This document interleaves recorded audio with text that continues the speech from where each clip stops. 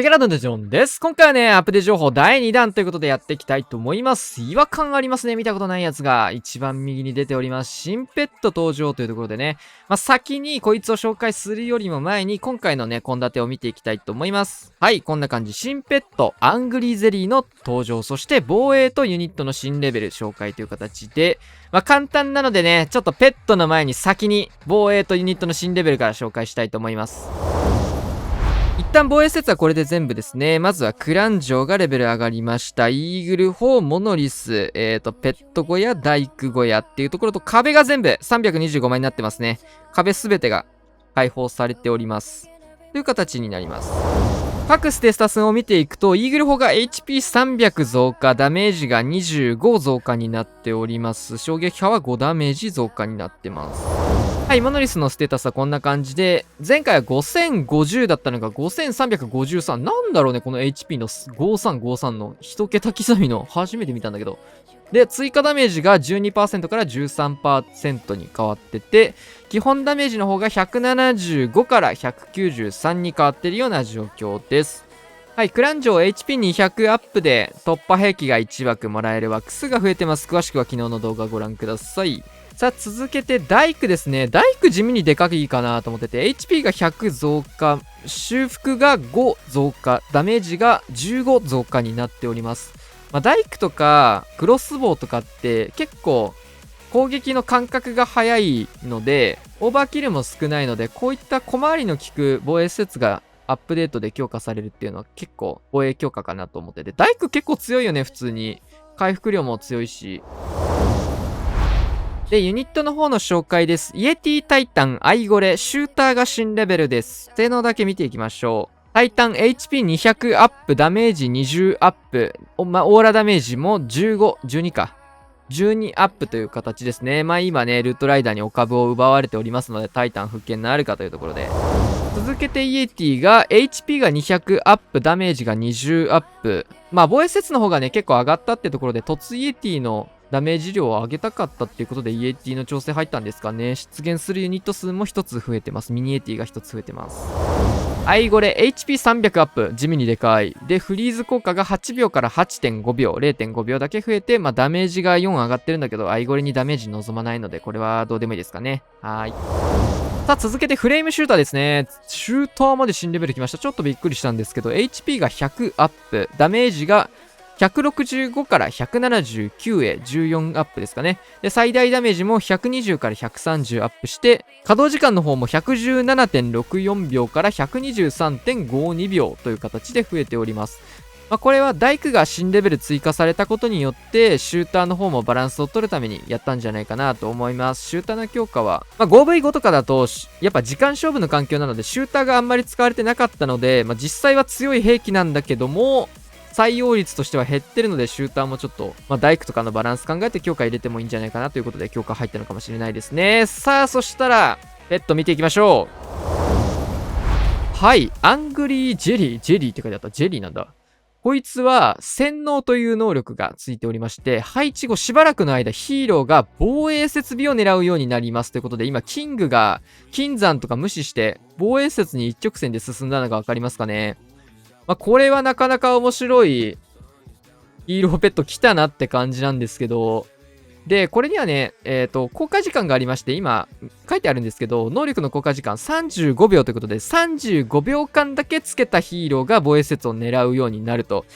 例えばだけど、ルートライダーラッシュにキングを、このアングリージェリーをつけた状況でいくと、ルートライダーと全く同じターゲットで進んでくれるんですよね。ただでさえキングが中央突っ込んでくるの嫌だったのに、より誘導しやすくなる可能性があるというところでね、配置によって合わせていくのもいいかなと思いますし、このアングリージェリー自体も今、アーチャータワーを攻撃してるのがわかりますかね。普通に一緒に攻撃してくれると。で、こちらが、罠の方がね、序盤この35秒までは起動しません。空飛んでるんだけど、空罠とかは引きませんので、安心してくださいというところなんですけど、破裂するんですよ。この洗脳が解けると35秒。これ36秒経つと、キングは防衛施設以外も殴るようになります。このアングリージェリーも防衛施設から、トラップからターゲットを受けるようになります。そこをちょっとね、リプレイとか見つつ紹介したいと思います。はい、それでは見ていきましょう。ルートライダーとキングちょっとね、一緒に入れていくんですけど、こんな感じで、キングは大砲を殴った後、対空砲に進んで、このアングリージェリーがついてることによって、次の防衛節へどんどん狙っていきます。まあ、近いのはね、この辺の資源系の施設もあるんだけど、防衛節しか殴らないモードになってますので、今は防衛節に向かってくれるんですよ。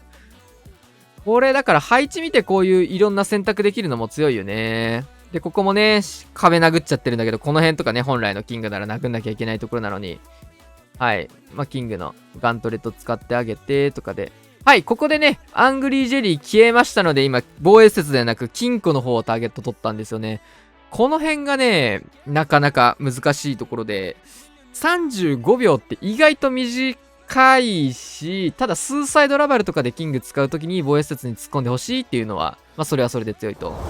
まあ、もう一回流しながら見ていくんですけど、まあ、疑問点いくつかあるかなっていうところで、まず、キングは、このアングリージェリーっていうのは、ロイヤルチャンピオンと同じようなイメージを持ってくださいとのことで、もし防衛援軍とかヒーローから殴られた場合は、そっちをちゃんとターゲット取ってくれるので、防衛節以外ではあるんですけど、ヒーローや援軍に対しては、ちゃんと反応してくれるらしいです。まあ当然ね、キングにつけた場合は、陸のユニットだけに反応するような感じなんですけども、まあその辺はなので、そんなに考えなくていいっていうところですかね。で、洗脳は一応頭の上にね、出てるんで、今ちょっとガントレットモードになると分かりづらいな。今、ほら、これ。ヒーローペットアングリージェリーが今対空砲に撃たれてるの分かりますかね。そこまでは撃たれないんだけど、っていう感じ。まあ、おでひとかで最初にこいつをつけることで防衛節だけ投げらせるみたいなのはありだと思う。それはね、配置によってありだと思うんだ。なんだけどってところで、まあ、通常で考えたら、なんだろう、レジェンドリーグとかで考えたら、さすがにそれはリスクでかいじゃん。おでひで最初防衛節だけをぶち殴る。ありかもしれんな。おでひだった場合はありかもしれん。なんだけど、普通に考えたときはやっぱり、オーデンとロイヤルチャンピオンって勝手に防衛節殴ってくれるから、キングかクイーンのものかなっていうところなんだけど、クイーンにつけるのもやっぱ配置次第っていうところで、まあ、クイヒーとかをね、いきなり防衛節だけ殴ってスタートするみたいなこともできるんだけど、そんなことする必要なくてもクイヒーって成り立つからさ、普通にユニコーンでよくねってなっちゃうし、まあ、実質キングか、まあ、おでひの時の、あれなんすかね。じゃあちょっと実際にやってみますか。まあ、こういったちょっと火力の高いところから、オラララララってつけていくんですけど、まあ、この辺ね、ほら、防衛節を最初からターゲット取ってくれるの。あ、ちょっと強いか、これは、さては。おでひちょっと強いのか。これクロスボウ、ここから殴りに行けるの偉くね普通に。あ、これちょっと強いかもしんないな。おでんありかもしんないおでひちょっとありかもしんない。